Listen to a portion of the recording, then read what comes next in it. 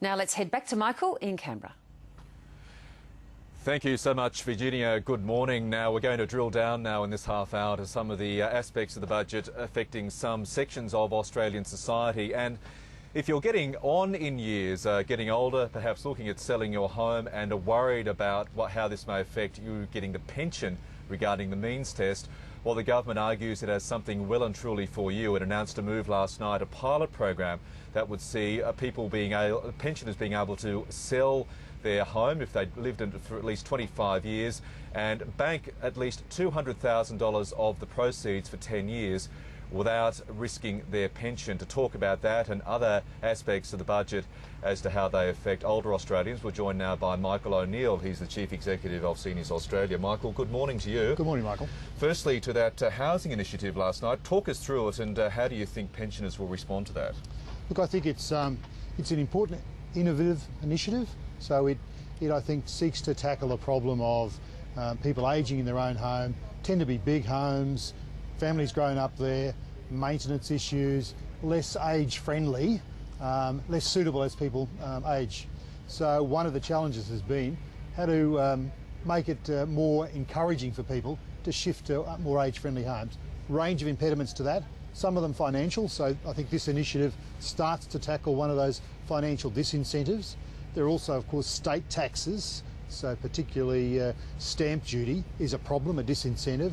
I think the third big issue is certainly that issue of I'm attached to my local community. Yeah. I've lived here 25 years. Do I really want to pack up and move somewhere else? That's a real that collectively is the issue. I think the initiative the government's proposed is certainly worth piloting because it does go to the core of that financial aspect. So a bit of a tick, need to get through the detail of it a bit more, but I think it's a good starting point. On face value, though, do you think those financial incentives, being able to bank that $200,000 without any risk, will overweigh that feeling about loss of attachment to the community and the like? Certainly the attachment to the community is very, very strong. Yeah. That's the big, I think, a really significant issue.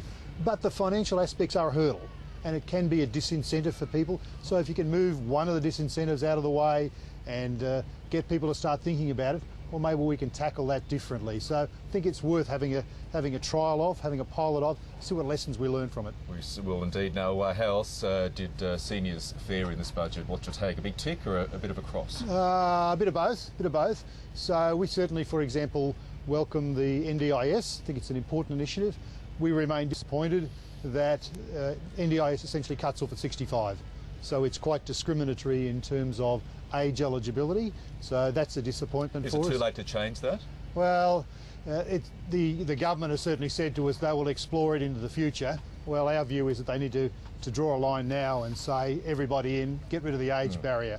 So that's an area that we continue to have difficulties with. I think the initiative around more access to computer kiosks and so forth for seniors is a nice little one, and certainly encouraging people onto the internet is an important way for the future for older Australians. We had lots of the freezing of indexation for family tax benefits and the like. I assume the same is applied to pensions in this budget. It is a very fiscally tight document. It is fiscally tight, but perhaps this is a time when we need to have some fiscal tightness. I think certainly from older Australians' perspective, one of the key judgments will be they live in the economic environment of everybody else, so good, strong, sound economy is important to their financial well-being as well. So a willingness to give a bit, provided they see the economy heading in the right direction. So ability to wear a bit of pain. And let's not forget, a lot of senior Australians do still vote. Absolutely. 43% at the next election, voters will be aged over 50. Something that's factored in the government's mind, undoubtedly. Michael O'Neill, thank you so much for your insights this morning. Pleasure, Michael. So there you have it, Virginia, a move that certainly on face value would appear very attractive to a lot of older Australians who've lived in their home, loved their home for 25 years, but a bit wary about the financial consequences of downsizing in the years ahead. It's